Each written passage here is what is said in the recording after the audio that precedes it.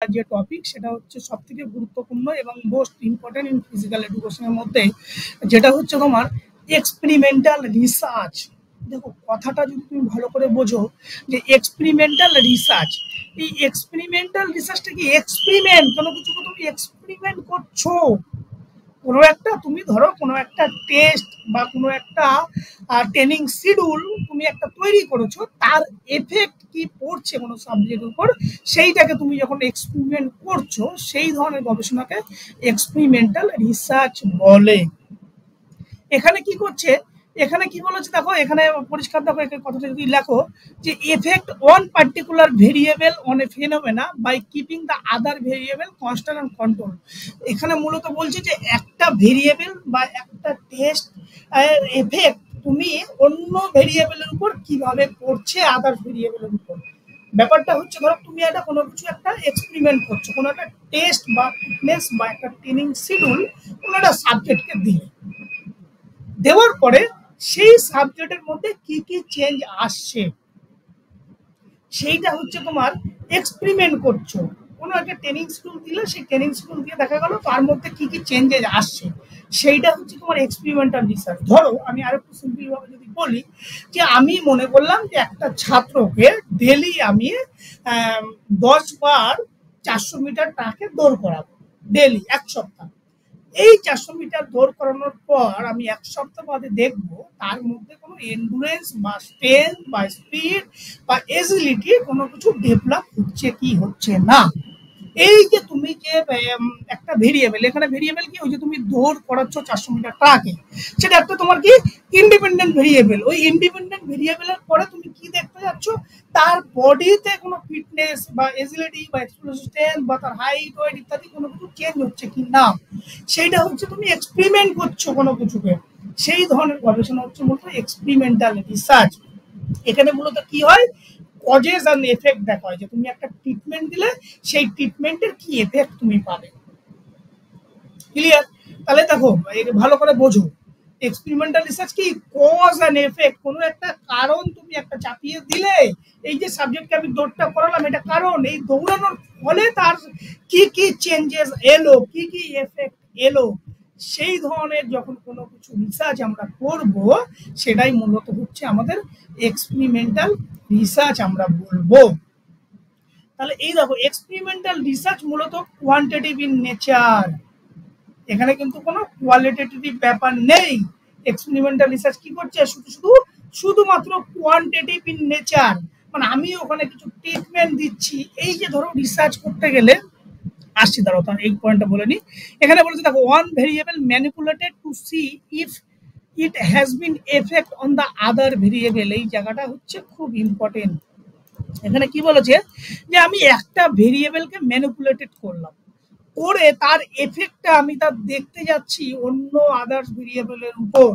যেমন এই যে ভেরিয়েবল যদি কথাটা আমরা বলি, এখানে যদি আমরা শুধু সিম্পলি যদি এখানে লিখি ভেরিয়েবল, ভেরিয়েবল কত প্রকার আমরা জানি, ভেরিয়েবল 2 প্রকার, একটা হচ্ছে ইন্ডিপেন্ডেন্ট ভেরিয়েবল আর একটা হচ্ছে ডিপেন্ডেন্ট ভেরিয়েবল। তাহলে ডিপেন্ডেন্ট ভেরিয়েবল কোনগুলো, ইন্ডিপেন্ডেন্ট ভেরিয়েবল কোনগুলো, সেগুলো তোমরা নিশ্চয়ই জানো।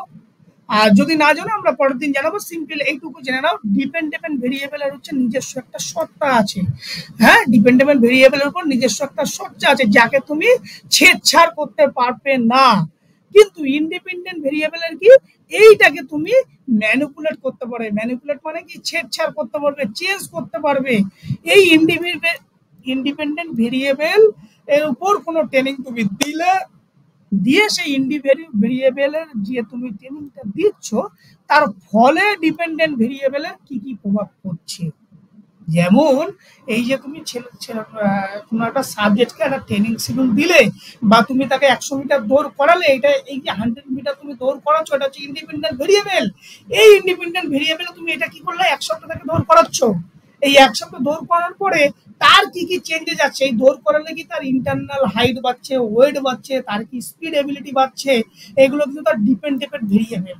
তাহলে এই যে ইন্ডিপেন্ডেন্ট ভেরিয়েবলকে কিন্তু তুমি কাটাছেঁড়া করতে পারবে, ডিপেন্ডেন্ট ভেরিয়েবল গুলোকে কিন্তু করা যাবে না। তাহলে এক্ষেত্রে একটা প্রশ্ন আসে তোমাদেরকে, বা এই যে এইবার নেটেও এসছে যে কোন ধরনের ভেরিয়েবলকে তুমি ম্যানিপুলেটেড করা যায়, সেক্ষেত্রে প্রশ্ন হচ্ছে ইন্ডিপেন্ডেন্ট ভেরিয়েবলকে ম্যানিপুলেটেড করা যায়। এই ইন্ডিপেন্ডেন্ট ভেরিয়েবলকে ম্যানিপুলেট করে দেখবো ইন্ডিপেন্ডেন্ট ভেরিয়েবলের ফলে ডিপেন্ডেন্ট ভেরিয়েবলের কি কি চেঞ্জ হচ্ছে। ডিপেন্ডেন্ট ভেরিয়েবল কোনগুলো? ধরো এজ, হাইট, ওয়েট, তোমার ক্যাপাসিটি, যেগুলোকে তুমি চেঞ্জ করতে পারবে না। এটা কেন চেঞ্জ হবে? এই ইন্ডিপেন্ডেন্ট ভেরিয়েবলের জন্য কিন্তু চেঞ্জ হবে। ক্লিয়ার? তাহলে এই এক্সপেরিমেন্টাল রিসার্চ মূলত এখানে কি করছে? ম্যানিপুলেশন করছে। কি ম্যানিপুলেশন করছি? ইন্ডিপেন্ডেন্ট ভেরিয়েবল গুলোকে ম্যানিপুলেশন করছি, করে তোমার উপরে এফেক্টটা দিচ্ছি যে তোমার ভিতর কি কি এফেক্ট পড়ছে, ডিপেন্ডেন্ট ভেরিয়েবলের উপর কি কি এফেক্ট পড়বে। আবার এই এক্সপেরিমেন্টাল রিসার্চ করার জন্য আমাদের দুটো গ্রুপ থাকে, একটা হচ্ছে কন্ট্রোল গ্রুপ আর একটা হচ্ছে এক্সপেরিমেন্টাল গ্রুপ। এইগুলো আমরা যখন এক্সপেরিমেন্টাল রিসার্চ ডিজাইন যখন আমরা পড়াবো তখন আমরা সেগুলোকে ডিটেলসে বলবো। এখন শুধু জাস্ট জেনে নাও এক্সপেরিমেন্টাল রিসার্চটা কি, এবং এই এক্সপেরিমেন্টাল রিসার্চটা কি সেইটুকু শুধু জানো। যখন আমরা ডিটেলসে রিসার্চ ডিজাইন চ্যাপ্টারে আসবো তখন আমরা এক্সপেরিমেন্টাল রিসার্চ ডিজাইনগুলোকে পড়াবো। এইবার এখানে আরেকটা কথা আছে, দেখো mostly important experimental research completely control environment. Control environment কেন বলছি? এখানে তুমি ফুললি কন্ট্রোল করছো এনভায়রনমেন্টকে। কেন? কারণ আমি এই যে তুমি যে একটা ট্রেনিংটা দিচ্ছ, দেখা গেল কোনো অ্যাথলিটকে তুমি একটা বদ্ধ ঘরের ভিতর ট্রেনিং দিতে চাইছো, প্রতিদিন কি করছো? একটা বদ্ধ ঘরের ভিতর তার একটা সেই ঘরের টেম্পারেচার উপর কন্ট্রোল আছে তোমার, সেই টেম্পারেচার উপর কন্ট্রোল করে তুমি সেই অ্যাথলিটকে ট্রেনিং এর এফেক্ট দেখতে চাইছো।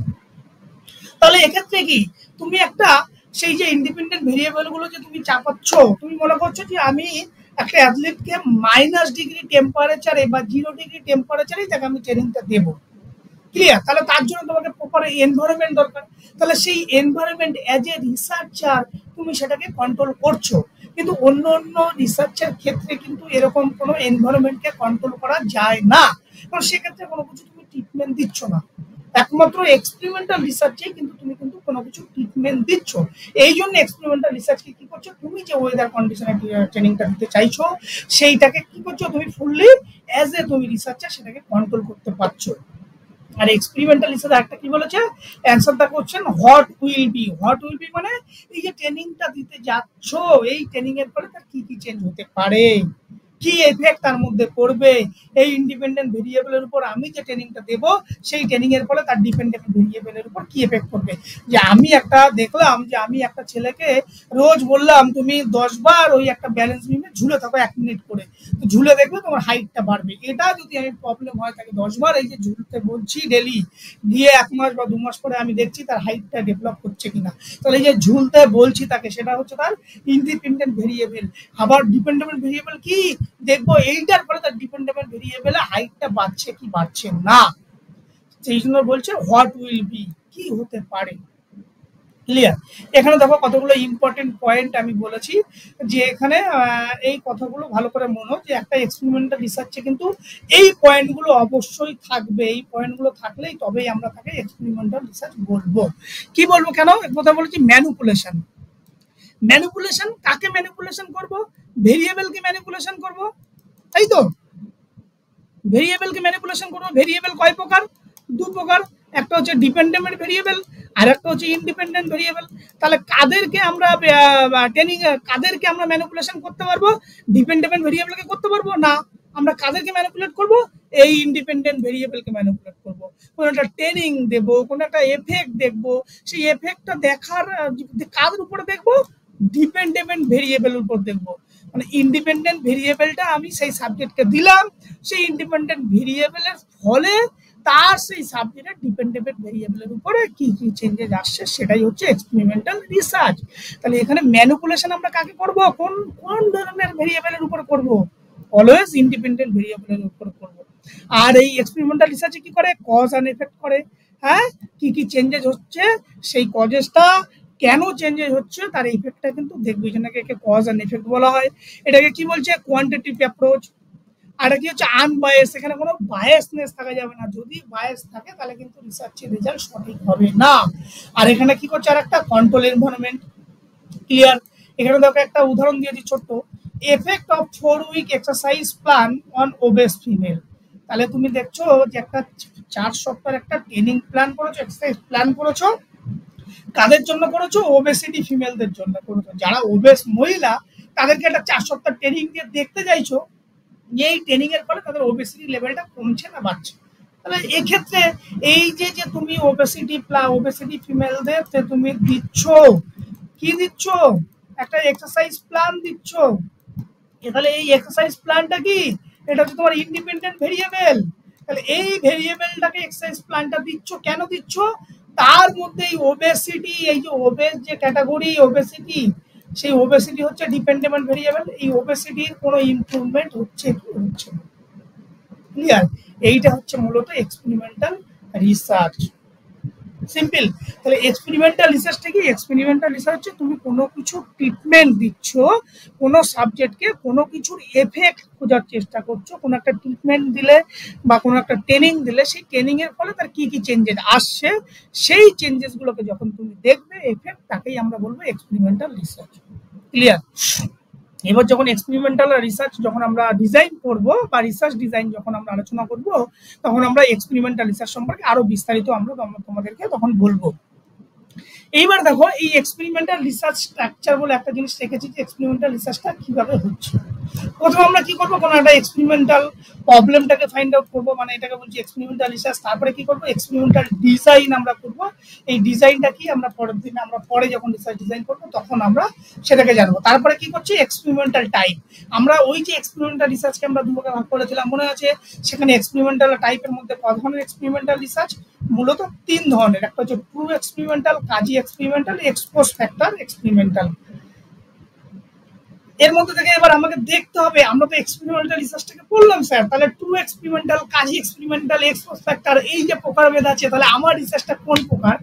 যখন এই যে এক্সপেরিমেন্টাল রিসার্চের তোমাদের এই যে কন্ডিশনগুলোকে বললাম, এই সমস্ত কন্ডিশনগুলো যখন তোমার ফুলফিল করবে, সেটা হবে তোমার ট্রু এক্সপেরিমেন্টাল রিসার্চ। আবার কাজী এক্সপেরিমেন্টাল রিসার্চ কখন, যখন এর মধ্যে কোনো একটা ফ্যাক্টরকে ফ্যাকচুয়েট করবে, কোনো একটা সমস্ত যে এক্সপেরিমেন্টাল রিসার্চের যে কন্ডিশনগুলো আছে তার মধ্যে কোনো একটা কন্ডিশন যখন ফুলফিল করবে না, তখন সেটা হবে কাজী এক্সপেরিমেন্টাল রিসার্চ। আর এক্সপোজ ফ্যাক্টর রিসার্চ, এটা কিন্তু তোমার দেখবে এক্সপেরিমেন্টাল রিসার্চও আছে, আবার নন এক্সপেরিমেন্টাল রিসার্চও আছে। এক্সপোজ ফ্যাক্টরটা কি আমরা সেটা পরে আমরা জানছি, ক্লিয়ার? তারপরে দেখো এখান থেকে তুমি যখন এক্সপেরিমেন্টাল রিসার্চের টাইপ তোমার ঠিক হলো যে হ্যাঁ আমারটা ট্রু এক্সপেরিমেন্টাল রিসার্চ, তারপরে আসছে কি এক্সপেরিমেন্টাল মেথড।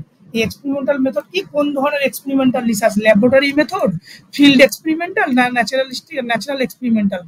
ল্যাবরেটরি যেগুলো ল্যাবের মধ্যে যেগুলো ফুললি তোমার কন্ট্রোলের মধ্যে থাকবে, সেটা হচ্ছে তোমার ল্যাবরেটরি এক্সপেরিমেন্টাল।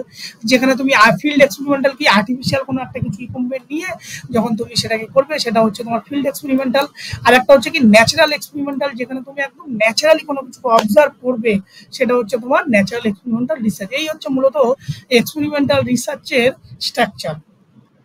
এইবার দেখো সাম আদার টাইপ অফ রিসার্চকে, এখানে আমরা যে কথাগুলো বলেছিলাম যে রিসার্চকে আমরা মূলত ভাগ করেছি। দেখো একটা হচ্ছে কোয়ালিটেটিভ রিসার্চ, একটা হচ্ছে কোয়ান্টিটেটিভ রিসার্চ, ক্লিয়ার? সবাই জানি যে রিসার্চ মূলত কিসের উপর ডিপেন্ড করে গড়ে ওঠে, রিসার্চ মূলত ডেটা, উইদাউট ডেটা কোনো রিসার্চ হবে না। তাহলে এই ডেটা কালে ডেটা কত প্রকার, ডেটা 2 প্রকার, একটা হচ্ছে কোয়ালিটেটিভ, একটা হচ্ছে কোয়ান্টিটেটিভ। তাহলে এই কোয়ালিটেটিভ অ্যান্ড কোয়ান্টিটেটিভ রিসার্চের দুটোর যখন সংমিশ্রণে কোনো রিসার্চ হবে, তাকে আমরা কি বলবো, মিক্সড মেথড, ক্লিয়ার? আবার এই কোয়ালিটেটিভ রিসার্চের মধ্যে কি বলছেন, কোয়ালিটেটিভ রিসার্চের মধ্যে নন এক্সপেরিমেন্টাল রিসার্চ। তাহলে কোয়ালিটেটিভের মধ্যে কিন্তু কোনো এক্সপেরিমেন্টাল রিসার্চ কিন্তু কখনোই হবে না। এখানে কিন্তু ভালো করে মাথার মধ্যে ঢুকিয়ে নাও, যখন কোনো কিছুর কোয়ালিটি কোনগুলো, যেখানে আমরা কোনো নিউমেরিক্যাল ডিজিটে প্রকাশ করতে পারবো না, সেটা হচ্ছে কোয়ালিটেটিভ রিসার্চ। কোয়ান্টিটেটিভ কোনগুলো, যেগুলো আমরা রিসার্চকে নিউমেরিক্যাল ডিজিট, যেখানে স্ট্যাটিস্টিক্যাল টেস্ট আমরা কাজে লাগাবো, স্ট্যাটিস্টিক্যাল নিউমেরিক্যাল ডিজিট ছাড়া বোঝে না, তাকে আমরা কি বলবো, কোয়ান্টিটেটিভ রিসার্চ। তাহলে এই কোয়ালিটেটিভ রিসার্চের ভাগ দেখো নন এক্সপেরিমেন্টাল রিসার্চ শুধুমাত্র একটাই। এই নন এক্সপেরিমেন্টাল রিসার্চের মধ্যে কি কি আছে, হিস্টোরিক্যাল রিসার্চ থাকতে পারে, ফিলোসফিক্যাল রিসার্চ থাকতে পারে, এক্সপোজ ফ্যাক্টর রিসার্চ থাকতে পারে, আবার ডেসক্রিপটিভ রিসার্চ থাকতে পারে। এই ডেসক্রিপটিভ রিসার্চের মধ্যে আবার কি কি থাকতে পারে, কেস স্টাডি, ন্যাচারালিস্টিক সার্ভে। কিন্তু এই যখন আমরা কোয়ান্টিটেটিভ কোনো রিসার্চ, সেটাকে আমরা দুটোই পাবো, একটা হচ্ছে এক্সপেরিমেন্টাল রিসার্চে পাবো, আবার নন এক্সপেরিমেন্টাল রিসার্চে পাবো। আর নন এক্সপেরিমেন্টাল রিসার্চের মধ্যে কোনগুলো এইগুলোই চলে আসবে, হিস্টোরিক্যাল, ফিলোসফিক্যাল ইত্যাদি ইত্যাদি। কিন্তু এক্সপেরিমেন্টাল রিসার্চের মধ্যে দেখো এক্সপেরিমেন্টাল রিসার্চকে তিন প্রকার: true experimental, quasi experimental, ex post factor research. Clear? তাহলে এই যে ট্রু এক্সপেরিমেন্টাল কি, যখন এক্সপেরিমেন্টাল রিসার্চের যে টার্মস এন্ড কন্ডিশন আছে সেগুলো সম্পূর্ণভাবে ফুলফিল করে তখন সেটা true experimental. Quasi experimental research কখন বলবো, যখন কোনো একটা কে যখন ফুলফিল করবে না কোনো একটা ক্রাইটেরিয়া তখন তাকে আমরা বলবো কাজী এক্সপেরিমেন্টাল রিসার্চ। আর এক্স পোস্ট ফ্যাক্টর রিসার্চ কি, যখন রিসার্চ হয়ে যাওয়ার পরে যখন তার এফেক্ট আমরা দেখতে চাইবো তখন সেটা হচ্ছে এক্স পোস্ট ফ্যাক্টর রিসার্চ। এইগুলো যখন আমরা আরো যখন রিসার্চ ডিজাইন যখন করবো, অ্যাকচুয়ালি এই যে true experimental research, quasi experimental research, ex post factor research, এগুলো হচ্ছে রিসার্চ ডিজাইন যখন আমরা করবো পরে আছে তোমাদেরকে সেই রিসার্চ ডিজাইনের মধ্যে এগুলো ডিটেলসে আছে, সেগুলো তখন আমরা আরো বিস্তারিত জানবো। এখন শুধু এক্সপেরিমেন্টাল রিসার্চের মিনিংটা ভালো করে জেনে নাও। এরপরে আমরা দেখো একটা ছোট্ট গ্রাফে দিয়ে ডিফারেন্স দিয়ে আমরা বোঝাতে চেয়েছি যে difference between experimental and non experimental research, মানে এক্সপেরিমেন্টাল রিসার্চের সাথে নন এক্সপেরিমেন্টাল রিসার্চের কি কি ডিফারেন্স থাকে। এখানে আমি দেখো কতগুলো একটা কন্ডিশন, মানে কি কি কন্ডিশনের উপর ভিত্তি করে এগুলোকে করা যায়। এখানে এক্সপেরিমেন্টাল রিসার্চ রেখেছি, এখানে নন এক্সপেরিমেন্টাল রিসার্চ রেখেছি। তাহলে প্রথমে দেখো ম্যানিপুলেশন। এক্সপেরিমেন্টাল রিসার্চে আমরা কি বলেছিলাম, ম্যানিপুলেশন করা যায়, হ্যাঁ করা যায়। কাদেরকে ম্যানিপুলেশন করা যায়, কোন ভেরিয়েবলকে ম্যানিপুলেশন করা যায়, তোমাদেরকে বলো, কেউ একজন বলো, কেউ একজন উত্তর দাও, কোন ভেরিয়েবলকে ম্যানিপুলেশন করা যায় এক্সপেরিমেন্টাল রিসার্চে, ডিপেন্ডেবল অর ইন্ডিপেন্ডেন্ট?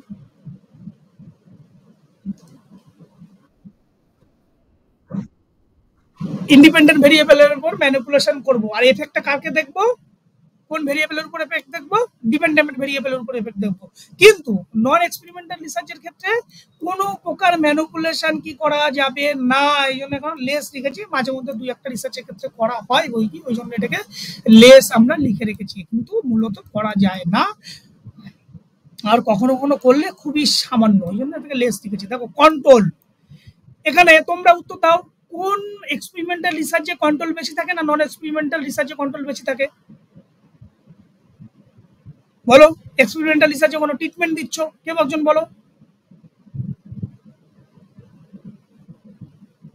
বলো উত্তর দাও যে এক্সপেরিমেন্টাল রিসার্চটাকে তুমি ফুললি বেশি কন্ট্রোল করতে পারবে না নন এক্সপেরিমেন্টাল রিসার্চকে তুমি কন্ট্রোল করতে পারবে? Always experimental research. কেন এক্সপেরিমেন্টাল রিসার্চ, কারণ তুমি কোনো এফেক্ট দিচ্ছ, কোনো ট্রিটমেন্ট দিচ্ছ, সেই ট্রিটমেন্টটা ডিপেন্ড করছে তোমার উপর যে আমি কোন ওয়েদারে তাকে ট্রিটমেন্ট দেবো, কোথায় ট্রিটমেন্ট দেবো, গোটা ব্যাপারটা কিন্তু তোমার সমস্ত কিছু কন্ট্রোলের উপর, তুমি এনভায়রনমেন্টটাকে কন্ট্রোল করছো। কিন্তু নন এক্সপেরিমেন্টাল রিসার্চ কি, তুমি তো সার্ভে রিসার্চ করছো, তুমি অ্যাজ ইট ইজ যাচ্ছ, অ্যাজ ইট ইজ প্রেজেন্ট সিচুয়েশনে যা যা কিছু পাচ্ছ সেখান থেকে ইনফরমেশন কালেক্ট করছো, বা সেখানে তুমি যখন সার্ভে করছো লার্জ নাম্বার অফ পপুলেশনের উপর তুমি কিন্তু ডেটা কালেক্ট করছো, সেখানে কিন্তু তোমার কোনো ওয়েদার, টেম্পারেচার বা সাবজেক্ট, স্যাম্পেল, তাদের উপর কোনো কন্ট্রোল তোমার থাকবে না।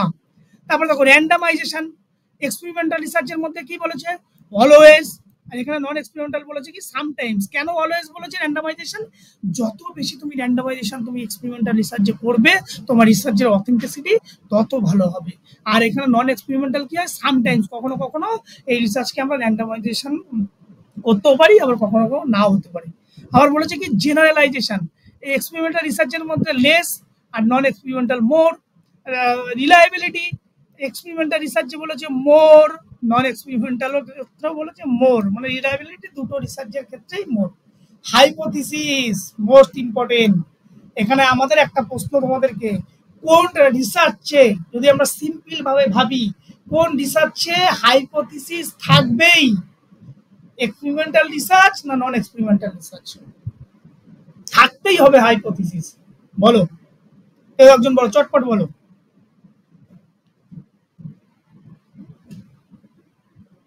বলো বলো বলো। হাইপোথিসিস মানে কোনো কিছুকে অ্যাজাম্পশন ধরে নিয়ে কাজটাকে এগোবে। Always experimental research without hypothesis কিন্তু সম্ভব নয়। তুমি একটা ট্রিটমেন্ট দিতে যাচ্ছ, তুমি একটা কোনো ট্রেনিং এর এফেক্ট দিতে চাইছো, তাহলে এই যে ট্রিটমেন্ট বা কোনো ট্রেনিং এর এফেক্ট যখন তুমি দেবে, তোমাকে আগে কিন্তু হাইপোথিসিস ড্র করতে হবে যে আমি এরকম ট্রেনিং দিতে পারছি, এর ফলে এরকম চেঞ্জ হতে পারে। সেই হাইপোথিসিসটাকে ধরে কিন্তু তুমি তোমার রিসার্চটাকে এগোবে। এই জন্য অলওয়েজ এক্সপেরিমেন্টাল রিসার্চের মধ্যে হাইপোথিসিস থাকবে, কিন্তু নন এক্সপেরিমেন্টাল রিসার্চে হাইপোথিসিস নাও থাকতে পারে। এখানে ওপেন রিসার্চ কোশ্চেন বলছি, ধরো ডেসক্রিপটিভ রিসার্চ আমাদের বলেছিলাম, সেখান থেকে হাইপোথিসিস থাকাটা জরুরি। সার্ভে রিসার্চে হাইপোথিসিস নাও থাকতে পারে, এই জন্য বলছি ওপেন রিসার্চ কোশ্চেন। তারপর দেখো আরেকটা আছে অ্যাপ্রোচ। কেমন ধরনের এক্সপেরিমেন্টাল রিসার্চ? Deductive approach. কেন ডিডাকটিভ অ্যাপ্রোচ? কারণ এখানে ইন জেনারেল কোনো নলেজ থেকে সেটাকে কি করছি, স্পেসিফিক কোনো কিছুকে দেখার চেষ্টা করছি। আর হচ্ছে নন এক্সপেরিমেন্টালকে ইনডাকটিভ অ্যাপ্রোচ, মানে জেনারেল কোনো স্পেসিফিক কোনো নলেজ থেকে আমরা ইন জেনারেল যখন কোনো কিছুকে বলছি, সেই জন্য অ্যাপ্রোচ কিন্তু মাথায় রাখবে যে ডিডাকটিভ অ্যাপ্রোচ কোন ধরনের রিসার্চের ক্ষেত্রে হয়, এক্সপেরিমেন্টাল রিসার্চের ক্ষেত্রে ডিডাকটিভ। যে ট্রেনিংটা দিচ্ছে, ট্রেনিং যখন দেবে পার্টিকুলার কি সীমিত কয়েকজনের উপর ট্রেনিংটা দিচ্ছ, তাহলে সেটা কি ডিডাকটিভ হয়ে যাচ্ছে। কিন্তু ইনডাকটিভ কেন বলছি, নন এক্সপেরিমেন্টাল সেখানে লাস্ট স্যাম্পলের উপর কোনো ডেটা কালেকশন করছো, সেই জন্য হচ্ছে কি ইনডাকটিভ অ্যাপ্রোচ, যেখানে যে রেজাল্টটা সবার ক্ষেত্রে প্রযোজ্য হবে। নেচার কি বলেছে, এক্সপেরিমেন্টাল রিসার্চ অলওয়েজ কোয়ান্টিটেটিভ, কিন্তু নন এক্সপেরিমেন্টাল কোয়ালিটেটিভ এবং কোয়ান্টিটেটিভ বোথই হতে পারে। ফাইন্ডিংস কি বলেছে, কজেস অ্যান্ড এফেক্ট, এখানে আমরা কোনো কিছু ট্রেনিং দেবো, তার এফেক্ট দেখবো, কিন্তু নন এক্সপেরিমেন্টালে কিন্তু কোনো এফেক্ট দেবো না, এখানে identify meaning as it is যা থাকবে সেটাকে আমরা দেবো। ক্লিয়ার? এই হলো মূলত তোমার এক্সপেরিমেন্টাল আর নন এক্সপেরিমেন্টাল রিসার্চের মূল ডিফারেন্স। এইটাকে তোমরা একদম মাথায় ঢুকিয়ে নাও, কতগুলো ফ্যাক্টর। ইয়েস, ম্যানিপুলেশন কখন করতে পারবো, এক্সপেরিমেন্টাল রিসার্চেই করবো, নন এক্সপেরিমেন্টালে হবে না। কন্ট্রোল, ইয়েস, নন এক্সপেরিমেন্টাল রিসার্চে কন্ট্রোল বেশি থাকবে, নন এক্সপেরিমেন্টালে কম থাকবে।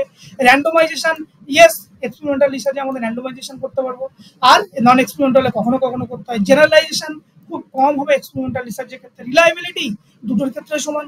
হাইপোথিসিস এক্সপেরিমেন্টাল রিসার্চে মাস্ট বি থাকতেই হবে।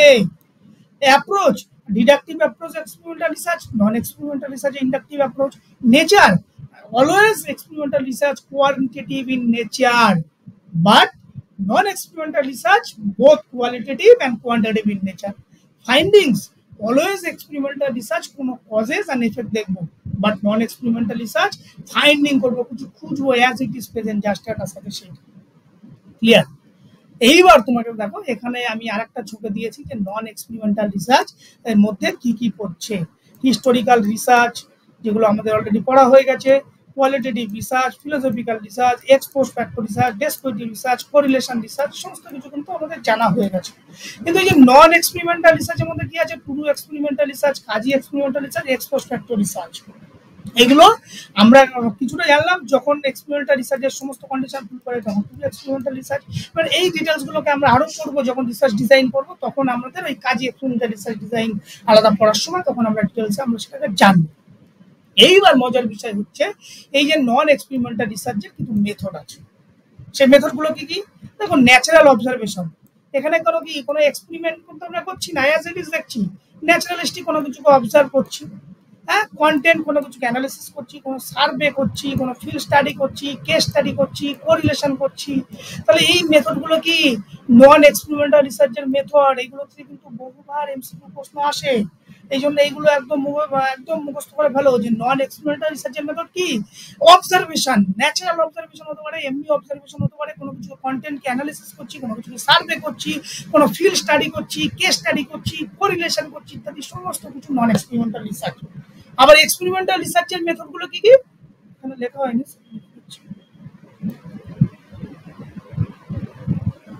মেথডস। এক্সপেরিমেন্টাল রিসার্চের মেথড কি, laboratory experimental, field experimental, natural experimental.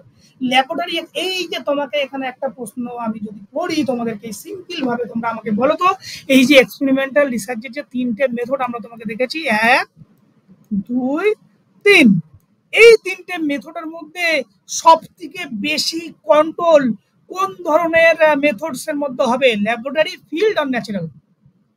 বলো, কুইক বলো। অলওয়েজ ল্যাবরেটরি এক্সপেরিমেন্টাল রিসার্চ, কারণ ল্যাবরেটরিতে কি হচ্ছে, তুমি ফুললি এনভায়রনমেন্টকে কন্ট্রোল করতে পারছো।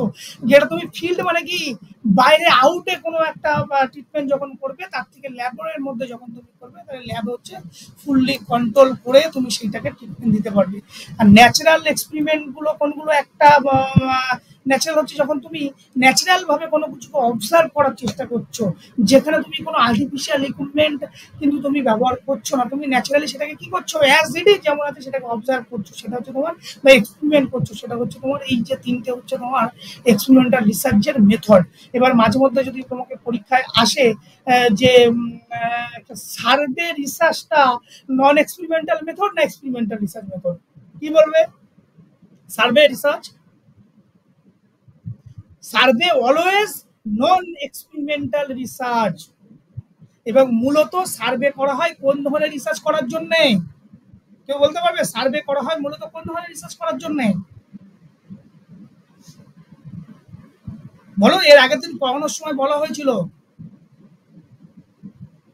সার্ভে মূলত, বলো কেউ বলো সার্ভে মূলত কোন ধরনের? Descriptive research, very good.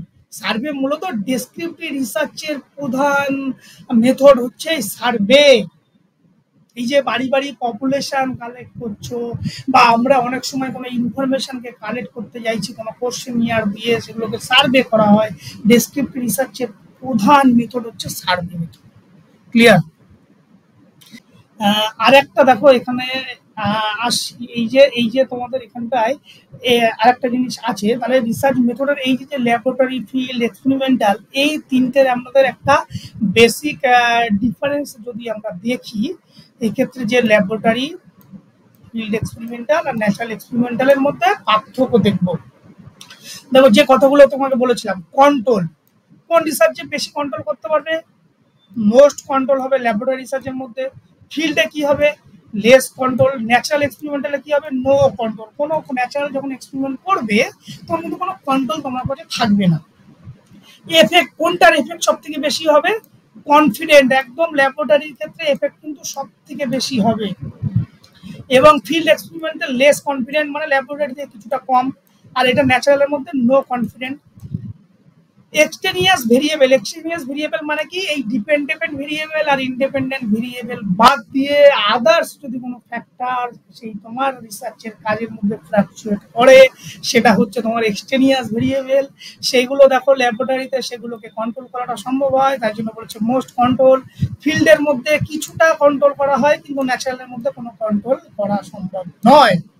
Biasness, ল্যাবরেটরিতে কোনো বায়াসনেস থাকবে না, ফিল্ডে কিছুটা থাকতে পারে, ন্যাচারালেও কিন্তু কোনো বায়াসনেস থাকবে না।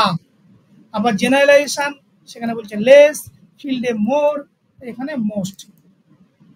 টাইম কনজিউমিং, ল্যাবরেটরিতে কম লাগবে, ফিল্ডে কিছুটা লাগবে, ন্যাচারালে আরো একটু বেশি লাগবে।